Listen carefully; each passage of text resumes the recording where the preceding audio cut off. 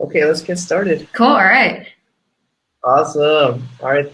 Thank you, everyone, for tuning in to a Managing Chinese Staff with Monica Chao. And thank you for being here, Monica. Yeah. Thanks for hosting. Oh, no problem. It's been cool to get to talk to you over the last few weeks, and I'm excited we got to put this together. Yeah, me too. So, yeah. So let's just dive right in here. Perfect. So, basically, this is globalfromasia.com, which is a blog and podcast about doing international business from Asia globally inside. So inside China, which is our focus today, but also, from around the world too. So this is also in getting very close to our annual conference, the Cross Border Summit. So many of you are coming, and I really appreciate that. It's April 21st and 22nd in Shenzhen, China.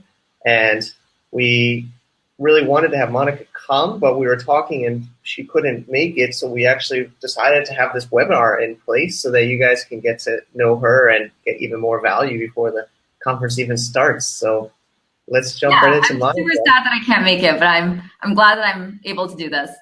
Yeah, this is a great way to engage with everyone, and we'll get this to everybody that's coming to the conference. So, you are originally from Taiwan. I You am. spent most of your time in Shanghai. You went to college in Wuhan, and we actually connected through the China Accelerator Network. We're both alumni of the program, and now you are dialing in from San Francisco. So there's so much, of course, I'd love to know about your background. If you want to add some highlights today. Um, Yeah. Yeah, definitely. So this is mostly accurate. I was born in Taiwan. I moved to China very early on, grew up in Shanghai, went to college at Wuhan University. Worked in management consulting for a bit, and then I started a company called Top Mind, which gamified textbooks for schools in China.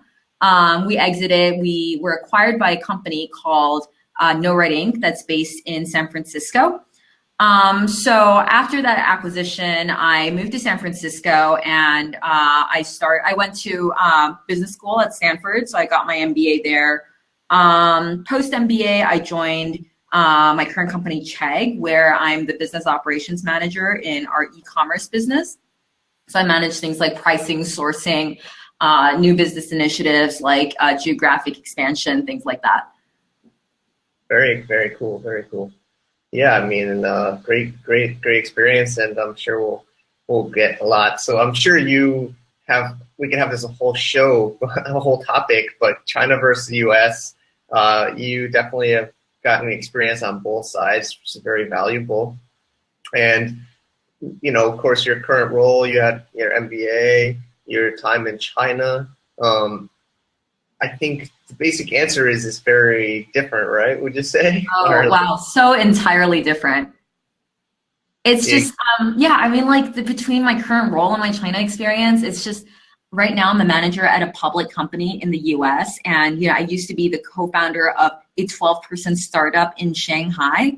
So just completely opposite sides of the spectrums in all spectrums. And I think one major difference is that at a public company, it's a little harder to take full initiatives. You can't say I'm going to go and do something new and risky because Wall Street is watching. But at a startup, you can be a little bit more passionate about the risks that you want to take, and you're allowed to operate a little faster and more on gut feel than on extensive approvals and data. And as for kind of like the differences of being in the U.S. versus China, I think the rest of the conversation sounds like it's going to be centered around that. So I'll leave that for a little later. we have a lot. So yeah, I mean, it's that's why I love building this community and getting to know people, because it's not, there's more and more of us. Like we're kind of like switched places. You're from over here in Taiwan and time in China, and now you're on the U.S. side. I'm American born and raised, and now I'm spending time on the China side. So it's very, very different. Oh, It's for sure. just a different world. I really tell people. So Yeah, definitely. so yeah, on to our main focus for today is I think, of course, to build a business in China, which you've done, it's about there's always major parts with a startup or any business is, of course you need your team, whether it's employees or partners. Of course you need customers, and it's all about people, right? So of course to be successful in China, you definitely need to be successful in attracting and retaining quality Chinese employees, or maybe we can even we'll talk about partners as well. Maybe we can kind of talk about what generally Chinese employees are looking for in your experience. I know it's a wide-ranging question, but no, yeah. I mean, I personally think that this is probably the most important thing that I've had to do while running a startup in China. And my answer to it is probably going to be, anecdotal, and it has to do a lot with the way that I hired, positions I was hiring for, how I presented the opportunities and things like that. So it probably won't cover all bases.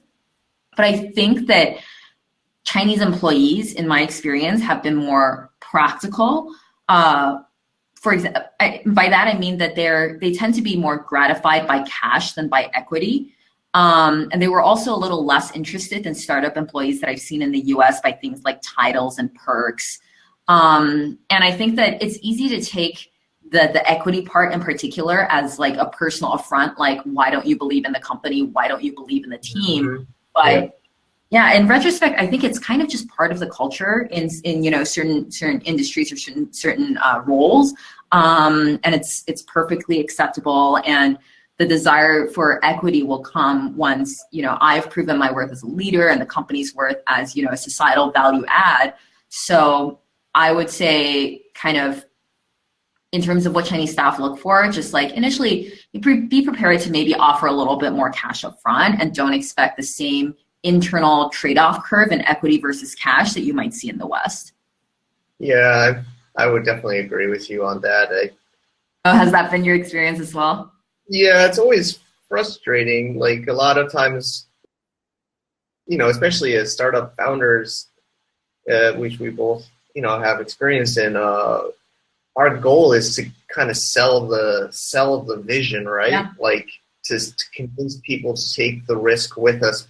Of course, we're not trying to get them to maybe take 100% equity, but I think a lot of times our job is to convince them that they're getting in on something big and that there's a big opportunity more than the short-term benefit of the cash salary. But I totally agree with you. I think a lot of times they'll say it's because they have pressure from their family about, or their, people around them that they need the money now instead of waiting for later. Yeah, I think that it's really easy when you're in the founder position to think of it as more of like, but you should want the equity because you're joining a startup. But at the same time, it's kind of just, I think it's a little, I would say, more effective to kind of think of it from the other side and be like, okay, that's fine. And they will change their minds once I've proven that the company is going to be worth something.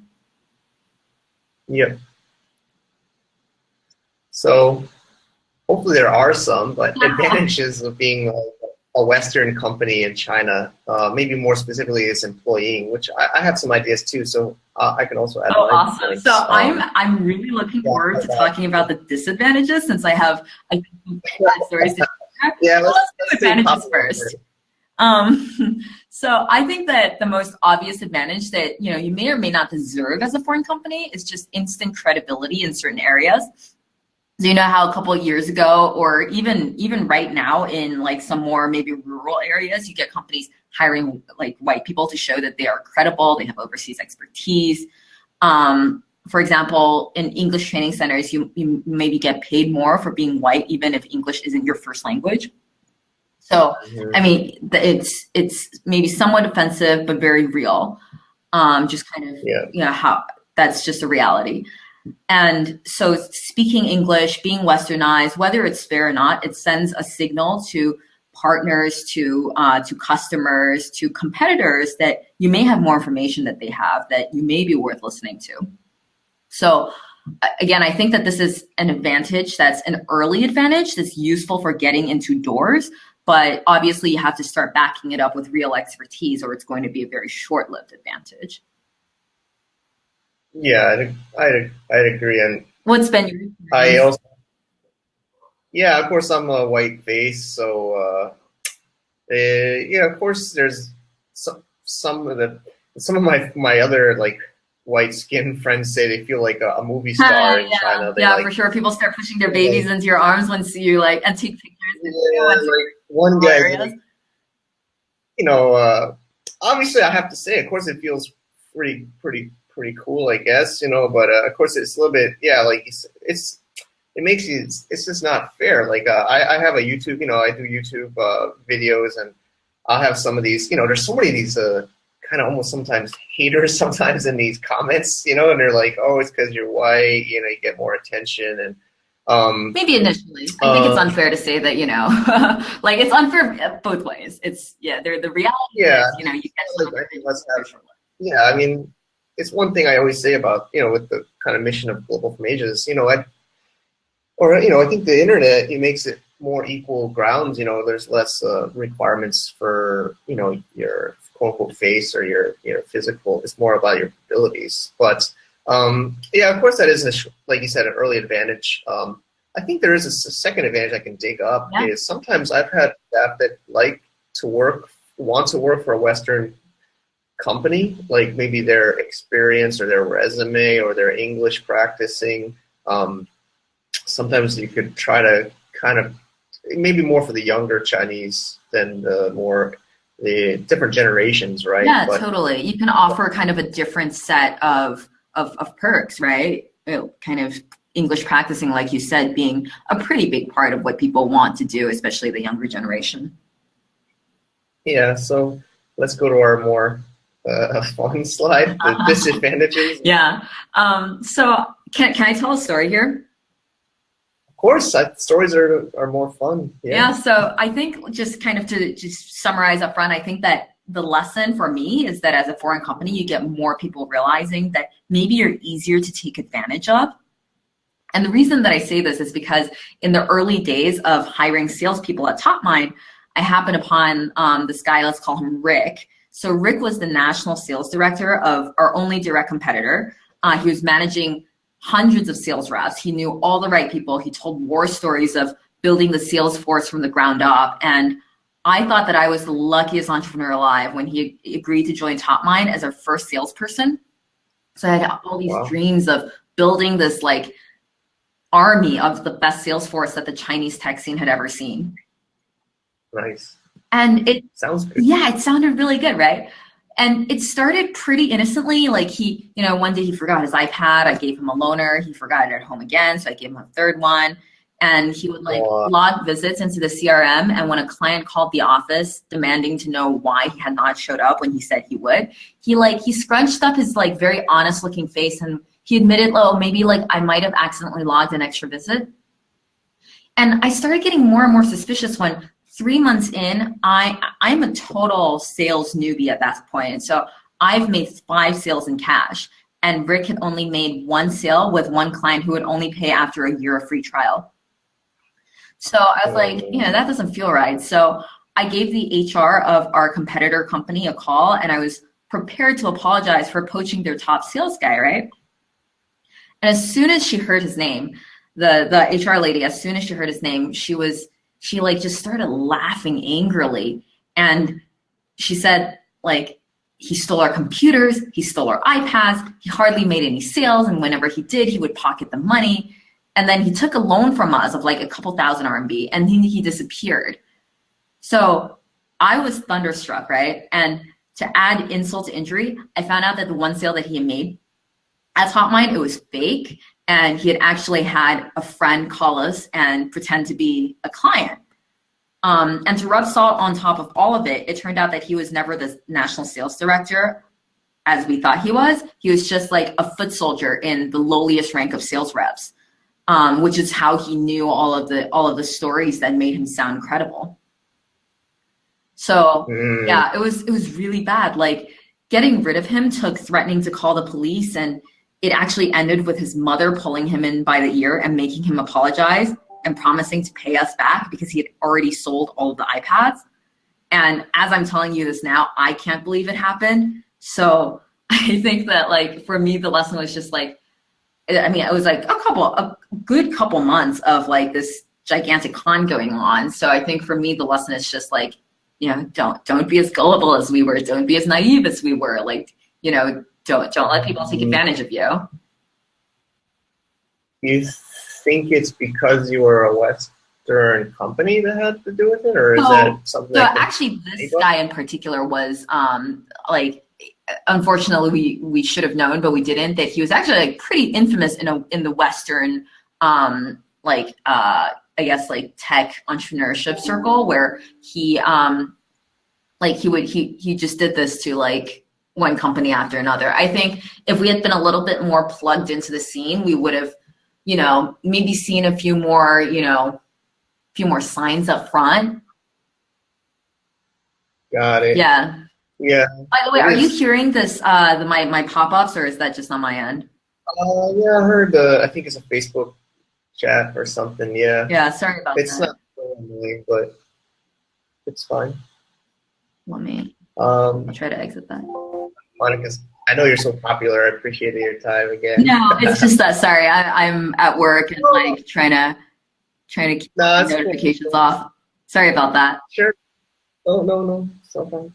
So, yeah, I mean, disadvantages, like, you know, like, of course, I've been here a while too, so there's so many stories. I'll save mine for the end if we have time. But the idea is, I think China business is much more, I don't know, I want to use the right word, brutal, maybe. Yeah, I see what you mean. It's more, it's a little less, like there's more gray area, let's say. There's less black and white about like, you know, what you can and cannot do. The game, you know, I guess business or life is, I always try to like make it think of it as a game a little bit to make it more fun. But I sometimes, if sometimes maybe more in Chinese culture is if they can get away with something, then it's maybe okay. A different set of rules, sometimes. Yeah, I think we'll keep it at that. So once we've attracted those staff to work with us, you know, especially like your Rick story, is there ways to manage these expectations? You know, and then especially now you're on both sides. I don't know if you want to kind of compare managing between the two sides of it. Yeah, definitely. So I think like my initial reaction to this question is that in a more kind of a Western mindset, you join a startup, you expect to hustle, you expect to find your own way around. You kind of, I think like, especially in Silicon Valley, at least, you kind of grew up with a little bit more exposure to how the startup world differs from the corporate world. But I think in China, the startup culture, like the startup tech culture as like, you know, Silicon Valley defines it, is just a little newer, right? So you might hire employees who are otherwise fantastic, but they need a little bit more coaching. And I say this because I hired someone who was like, let's call him Jack. He's a young engineering graduate. He was like very bright and hardworking and eager to learn. And he just powered through our sales training. And then we went, you know, we hit the road and we went to cold meet some prospects, sales prospects. But when he came out of his first cold meeting, he was nearly in tears because he just didn't know how to like answer questions, like rude questions that were thrown his way by the front desk, or react to people. He didn't know how to react to people that were, you know, ignoring him or yelling at him, which are all like very, very normal things in that line of work. And all the poor guy wanted to do was explain the product like we had practiced, but then the door got slammed in his face. So he's like almost in tears and he's telling me, I think I have to quit because I'm an engineer. I think in logic, I don't know how to deal with people. So I'm like, for a few seconds, I'm just like, that's not a startup mindset. Maybe he's right. Maybe he's not cut out for this. But then I made, I think, one of the better decisions of my career so far, which is I refused to talk about his resignation. And instead, we worked together on drawing out a logic map of all the possible scenarios that could come up in sales visits. So together, we made this detailed flow chart that showed him the logic of how to react to each scenario. And he memorized it. Whenever he got, kicked out of a new meeting, he would do a postmortem and add that scenario into the flow chart. And just gradually he just became less stiff and more charismatic. And it's cliche, but he ended up being my best salesperson. So I think like the lesson for me here is that initially there might be a little bit more coaching in terms of at a startup, you have to make your own way, you have to hustle, you have to take initiative, be more proactive. We all have to be owners of the company. But once you get over like that initial coaching hump, I think that investment is often worth it. True. Yeah, I mean, maybe reflecting on that, I think, the Chinese economy and the society's developed so fast since it kind of like it's reopened, just less than a generation ago. So, I think the credit is there's been a lot of progress, but especially on more of the personal skills, right? And being open about needing extra help, I think is also something I've noticed. For sure. You kind of got, they won't really to do with just, sorry. Oh, go ahead. I was saying it's also a lot to do with just how the educational system is set up and like the hoops that you have to jump through to be successful up to that point, right? So I think like, it's very different from how a successful startup, it's very different from the kinds of skills that you need at a successful startup, just because like it's so much less defined. But like, I mean, I think if you have the right people plus the right coaching, you can get really good results. True. So you're a great coach, it sounds like. Maybe a new career in the future. Oh, thank you. Awesome. That's great. So the holidays, I know a lot of Westerners have this frustration over, especially Chinese New Year. It's a popular topic on the blog here. So you've, especially running a startup where there's no real rest. We just went through the Qingming festival a couple of days ago. So there was a couple of days off and people had to work on a Saturday to make up for a Monday. I forget about that. Yeah. It's so crazy, right? So, I guess this is, a lot of people don't even know these holidays exist, right? Whether even if they're just buying from a factory here or if they're hiring, maybe they have sometimes some freelancers or some remote staff or maybe one full-time assistant in China, but they're maybe overseas. So any ideas what they can do to be more respectful or to deal with these kind of holidays? Yeah, definitely. I think this is an easy one. I personally think that the best kind of startup culture is where you work really hard, but you also reward hard work. And I personally don't believe in kind of working around the clock. I know there's people that do, but personally, I would even go as far as to maybe give an extra day off if it's a special holiday like Chinese New Year or lunar holiday.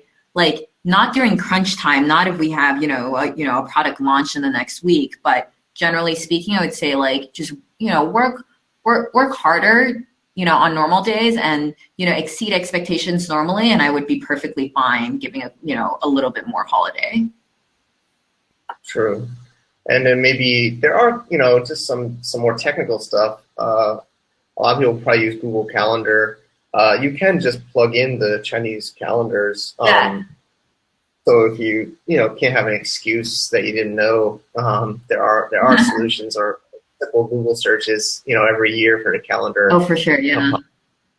So people, I think that's always a lot of times foreigners or Westerners complain that they don't know things, but it's probably to spend a little bit of time studying. It's probably not that hard. Yeah. I have to say I've also made that mistake at the beginning where I didn't really do my homework enough before I started doing it. Yeah, I see what you mean. So I think people should just, if like there's always a saying like if you're doing business in China, you have to, or anywhere in another culture or country, you have to localize at least a little bit. But it does lead to the next question. Westernized office. Should you localize your business operations for Chinese market, or should you kind of run it like you would in international markets or in your home market, say like San Francisco or wherever you are? Yeah, yeah, really good question. And I think like I really can't pick one or the other. I think you want to be both foreign and local for sure, with an emphasis on local. For example, my co-founder Tim, who is Canadian American, had this idea one time for this large scale marketing campaign towards student clubs that would have made total and complete sense in the West. He wanted to use email lists from these it's like student industry clubs to reach students. But guess what? Like the industry clubs that he wanted to target didn't actually really exist in most colleges. And also, even if we had been able to find some of these clubs, people don't really use email. It's not really a thing. Like my younger brother who lives in China right now he just started his first non-QQ email account to apply to grad school in the US.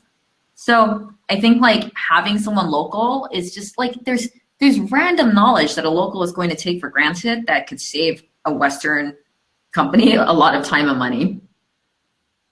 True, true. Yeah, especially email. That's a good point. Right? It's very counterintuitive. It's like it doesn't make sense for someone who, doesn't live in China.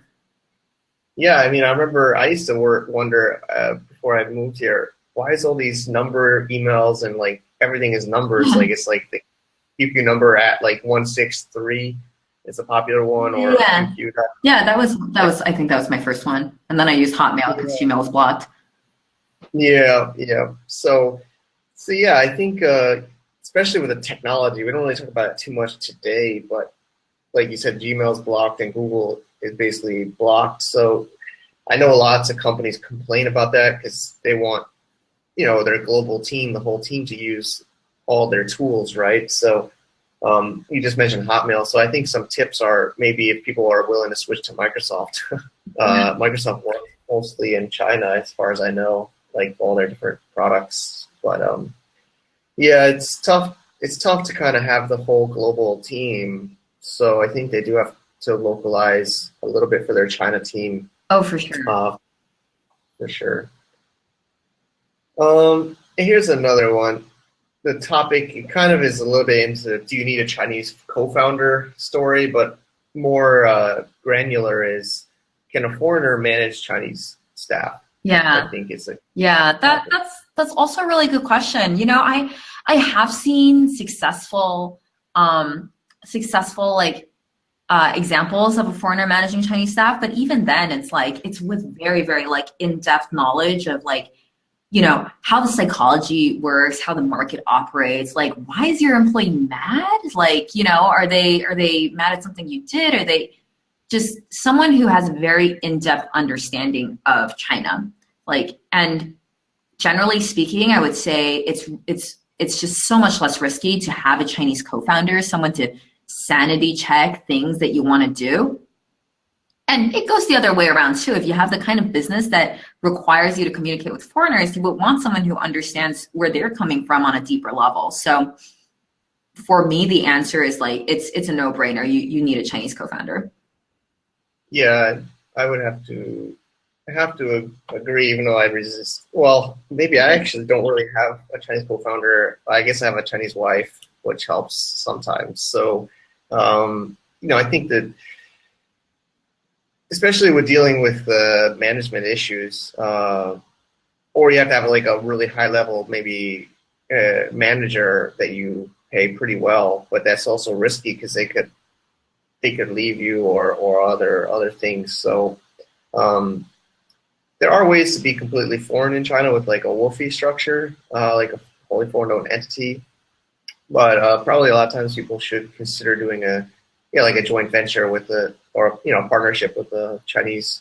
Of course, it's hard. That's a whole nother topic of how to find the co-founder. I think that's something you can't rush into. Just like so it takes time to do that. But yeah, I think maybe the foreigners might be better. Their advantages in the Chinese companies probably not in the management of the operations, right? Because it's very different and complicated. Yeah, I agree with you. It's just there's a lot of knowledge-based things that you don't even know that you don't know. Mm-hmm. back into teams. So I'm not. I mean, it's difficult, I guess. So the idea is, can you have a team that's maybe working on both sides, or should you keep them like separate? It's basically what I'm saying here is cross-culture teams. Um, if you have a team in, say, San Francisco or somewhere in the U.S. or outside of China, how easy do you think it would be to work with the Yeah. China-based? Yeah, that's a great question. So I don't have personal experience in terms of like having a US based team and a China based team, but Tim and I think made the mistake of trying to build a team with foreigners and foreigners and locals. So a team with different cultures, but it wasn't a truly cross-cultural team. So for us, we basically had one person, me, trying to bridge the cultural gap with other people kind of sitting back and working within their own cultures. So sometimes I will walk across to the other side of the building and see this other team, this other company they were doing a phenomenal job of bridging cultures. That CEO was American, the team was half foreign and half local, and they all spoke English as the common language in the office. So like they all helped each other understand and improve, and the resulting atmosphere was just a lot more collegial and relaxed than my company was. So if I were to redo it, I would probably require that there's at least require that there's one common language. And I would also stop trying to bridge everyone's communications. So I would hope to build the kind of culture where everyone accepts and brings to the surface that, hey, we come from different realities and let's talk about it and communicate through it, and accept that the first time is going to take a little longer, but communication gets easier and more effective. Yeah, I can't imagine your role, and I'm just picturing you like trying to translate or explain everything into two different languages all the time. I'm just picturing that. That must have been really tiring for you. Yeah, there's language, there's the intention, there's it becomes difficult. It becomes inefficient as a team.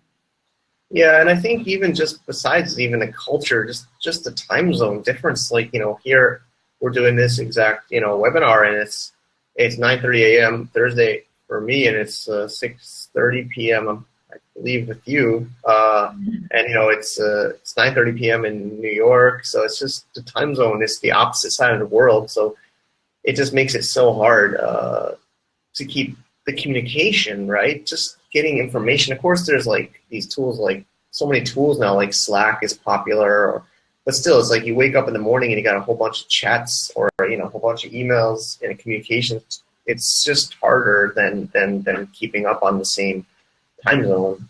It's just even at that level, it's hard. So yeah, even on just the purely technological level, I hear you. It's incredibly difficult. So probably, I think what I would suggest is, maybe, of course, is to have a team, have separate teams that are responsible for certain different kind of KPIs and deliverables, right? And maybe, of course, they can communicate to each other, but not on such a high amount frequency that they would need to communicate. Yeah, I would agree with that. I think it makes sense for to try and I guess have everyone at least geographically together if they're working together with high frequency. Yep. Very cool. And team building.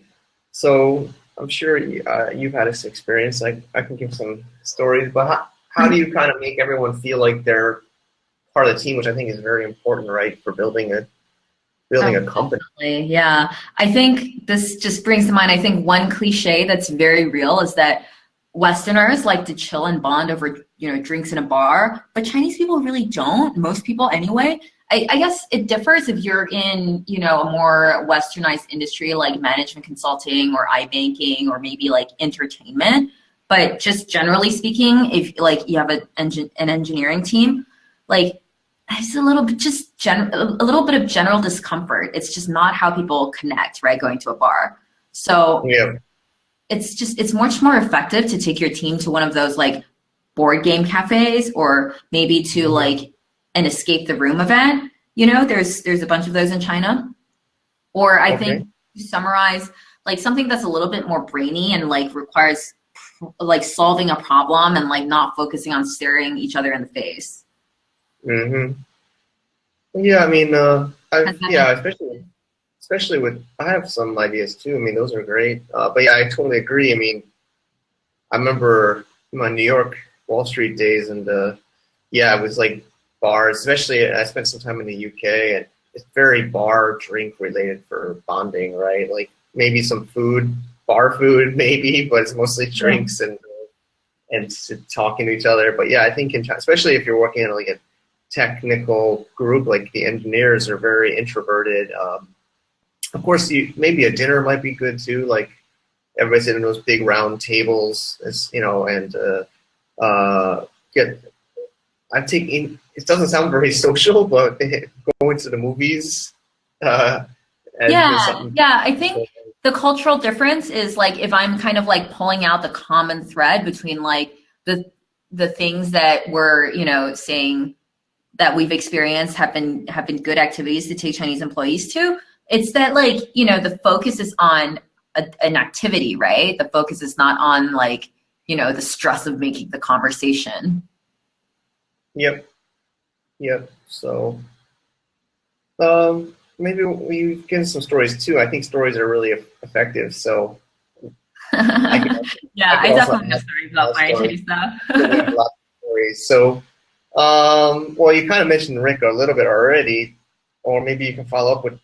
You ended up obviously letting him go, or maybe or others. Like, do you have Yeah, yeah. hiring sucks anywhere? But is there any differences you would say in the Chinese culture, or No, I mean, what comes to mind is like kind of just do it really, really fast, right? Like it. So I do have another experience outside of Rick. Let's call him like Mike. So Mike was less horrible than Rick, but not by a whole lot, right? So after I fired Rick, I interviewed lots of really awful candidates, and then I came across Mike. I didn't really like him, to be honest. I had no high expectations of liking him in the future either. He just like smelled of the kind of person to try and weasel his way out of doing as much work as possible. But you know? he was an old sales rep. He knew the game, and I convinced myself that I needed someone right now. And I convinced myself that since I was mostly paying him on commission, my biggest loss was only going to be his small base salary, which I could afford at the time. But I've never been just more wrong, right? Because as soon as he arrived, he just started leeching energy off the rest of the team on day one. And almost immediately, I could hear all these mutters from the rest of the team about, like, why is Mike being paid to be useless? But I would have felt like such an idiot just firing Mike right after I had just fired Rick and just hired Mike, right? So I let him make these big promises. I let him fail to deliver, and I let him nod enthusiastically to these big improvement plans, and I let him just continue to fail to change. And finally, I grit my teeth and I fired him. But I think like going forward, I'm just going to remember that like letting someone stay on the team is not just kind of like what the immediate impact on my balance sheet, but also like I have to take into account how much he drains from the rest of the team, and like how much less productive the rest of the team becomes. So it's not China specific, but I think my experience has been just like, if you think you're going to fire them and you have like, your gut says you're going to fire them, just go ahead and fire them like right now. Yeah, I guess I can add to my story. Oh, please. Uh, One of my classics is early on. In fact, it doesn't matter really when, but 2009. Well, he was a designer, and the craziest story was I rehired him. I had fired him and rehired him. It was just so hard to find a good designer, and Why did you fire him in the first place?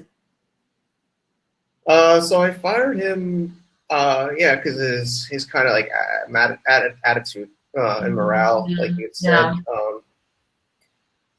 Yeah. But it was kind of like this emotion. He would be very, sometimes be really good with It was kind of like, well, actually, it doesn't really matter. But I think it's because he was a gay Chinese.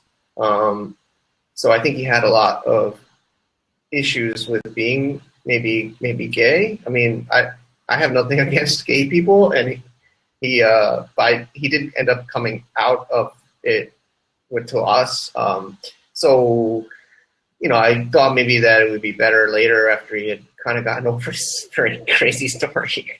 But so he always wanted to come back, and he's an entrepreneur, really. You know, I like entrepreneurs, so he did always have a goal to start his own business. So uh, basically, over another year of working there, he wanted to start his own e-commerce business inside of our e-commerce business, and it's still a goal of mine to kind of support entrepreneurs with some kind of platform like it. So, short story was he wanted to stay on payroll to help us, like on a and cut me in as an owner of his venture, and he would kind of still get our work done on a part-time basis, and we'd also be an owner in his e-commerce business. Um, so the story was he didn't really ever get his own project going, and he was kind of like you said with your story, was kind of confusing the other staff because they're like, who's this guy in the office that's just like here but not working with us? And so after the month of him doing that own project, we let him. I told him, sorry, I really support I support entrepreneurship, I support your dream, but you can't do it here with us. And then he wanted to get paid on top of that. Basically said that, like, okay, well then now you can let me go and then pay me another month on top of that month. And I'm like, I just paid you a month to do your own business. You know, that was your month. You know what I mean? Like, yeah, I hear you. Sounds like you were, slightly taken advantage of. and yeah, so he went to the late. Actually, I was even going to pay him the extra month because we don't want to talk about that today. But usually, people get like a month severance if they leave. So actually, I was willing to do it, but I had this tough assistant JoJo on the team, and she's like, "Don't pay this guy. Yeah. That's not." So she had actually had the contracts, and then the labor department called because he actually did go to the labor department, and then they called us, and then this is where I got lucky. I mean, JoJo was just explaining them on the story, and we actually had a contract signed, so we didn't even have to pay the extra month, I don't know, it didn't escalate. They didn't take it so far. They said we had something signed that he had left. That's what I think is most important. It could have been a lot worse, but we had a contract him starting, we had a contract with him leaving, so there was less questions. So I think documenting is a good thing for anywhere in the world, but especially my experience in China is documenting it and having them sign off when they start and when they leave. Yeah, that makes a lot of sense. Yeah. Kind of ties back to some of our earlier conversations as well. Yeah. Sorry to hear that. That sounds like no fun. Yeah, and the funny thing is he's still in around, and it's, it happened here in Shenzhen. I've seen him even like a couple of years ago. We just kind of say hi to each other now. It's just nodding. Yeah. Anyway, there's more to that story actually. But let's just keep it at that today. So Chinese New Year bonus. I have a popular blog post that a lot of people find on the site, and they always like it, and they send it to their boss, because a lot of times I think they're like in the U.S. or overseas doesn't know how much to pay. Is there any rule of thumb that you could give for like determining the bonus? Yeah, interesting. Okay, so I guess I'll think about the rule of thumb for the amount, but I think first of all, I think the rule of thumb is give it, consider it a part of your cost and factor it into the financial model, right? I think it's a basic thing. If you don't give a Chinese New Year bonus, I think it will be remembered and there will be resentment. Chegg is not even a Chinese company. We're based in Silicon Valley, and Chegg gave out red envelopes to all employees to give a nod of respect to Chinese tradition. So yeah, I think it differs though. If you're giving it depends on if you have local employees. If not, I think it's still nice, to give, even if your team is completely foreign, it's still nice to give Chegg gave us $2 each, which is obviously, not a significant enough amount for you to be excited over the money, but it's a nice gesture. I think my rule of thumb maybe for local employees would be to give whatever your equivalent of an annual bonus would be. But I would love to hear what your blog post says. Yeah, I mean, I've gotten a lot of dinners for that.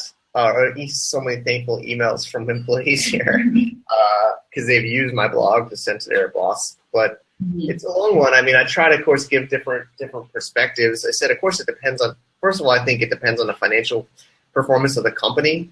For sure, yeah. So I always say just be. Of course, some companies have different policies about transparency, but usually the staff can tell if the company's doing well or not, or at least they think they know. So you probably can't hide it so much. So I said, if the company's losing money and you're still got to try to give something. I say usually try to budget a month's salary if you can.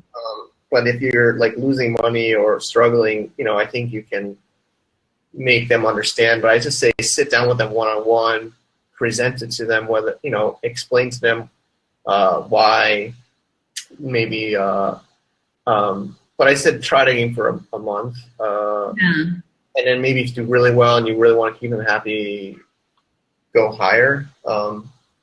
Because so one of recently, just like a month ago, because Chinese New Year's a couple months ago, he reached out. He wanted to take me out. He's actually a foreigner here, and he was afraid that his UK boss didn't understand and was going to really risk losing all the staff.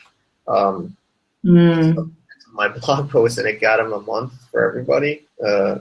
And because the guy I think he was thinking around, the small thin envelope, like just a token amount. But this manager in China was American, and he was trying to convince the UK owner or boss, the main, money financial guy, decision maker, to do more than that. Because he says he could tell that some of the staff would leave if it wasn't a little bit, higher. So I would say in the Philippines too, it's like a 13-month kind of thing. It's almost mandatory in the Philippines, but in China it's more optional. But I would say it's highly recommended 13 months. Yeah, that makes a lot of sense. I think that's a really good rule of thumb. Yeah. I can also see why you got a lot of grateful emails. Yeah, I know. It feels good, helping people, and he wanted to take me out for like more. He treated me to dinner, and then luckily it's not so far. It was in Coco Park in Futian, but he's like, let's go out massage and blah blah blah. I'm like, man, you can just give me cash and give me a percentage. Like a guy, that's easier. I have to go. But anyways, let's just getting towards the end. It's been a great one so far. I had a really fun time. Yeah, this is fun. I think we already put these in here, unless you have something that you want to add. No, I think you're right. I think we talked about a lot of war stories. Yeah, so let's just have a couple people on today. I'm seeing if they have questions, and it's always hard to get questions from people. Any questions? Maybe for me, but maybe I could ask you a question. Is if you had I guess I've learned already from your story, and I've learned today. If you were to start maybe a China business, it doesn't have to be a startup, but maybe you're in charge of growing it. What would you do for your HR strategy? I guess that's a really good question. I think to summarize, I would want to have a chief people officer. I think you have a chief financial officer, you have a chief operating officer, but at the core of almost everything you do, particularly in a place that you may not be familiar with and with your local customs that you may not know, I think it's so important to have someone who's just their whole job is just around HR. I think there's a problem with that not being a glorified industry to be in, and at Stanford Business School we didn't even really talk that much about HR, but that's just so important that I think that needs to change. And for myself, if I ever start a company or run a business in China again, that's the first thing I'm going to do. Either I'm going to be the chief people officer, or I'm going to appoint someone to be the chief people officer. Cool. CPO. I like it. Yeah. Awesome. All right. And then again, our big focus for the next couple of weeks coming up quick is Cross-Border Summit. So if you guys enjoyed today, a lot of you already purchased the tickets that are on the live show. But if you're watching this later, I'd love to see you. And it's April 21st and 22nd in Shenzhen, China, right across from the Hong Kong border. It's going to be 2 full days. Speakers both into China as well as exporting from China. Topics like Monica's today has been great and really valuable experience, as well as not just speakers, but also breakout sessions and networking opportunities to meet great business executives doing cross-border e-commerce and trade. So, and maybe in 2018 we'll have Monica there, or maybe we're talking about doing some in the stateside and other parts of the world. That would be so exciting. Yeah, it'll be great. And so thank you again for your time, Monica. Is there anywhere we could send people, or I could link it in the notes of the interview if you want to get some people to check out some websites that you have, or? Yeah. Let me ping you separately. Okay, sure. I'm really glad that I got a chance to do this, and it was tons of fun for me. Awesome. Yeah, we'll talk offline in a second. So thank everybody for tuning in, and enjoy your day, and good luck with everybody's hiring and managing in China experiences. Cool. Thanks, Mike.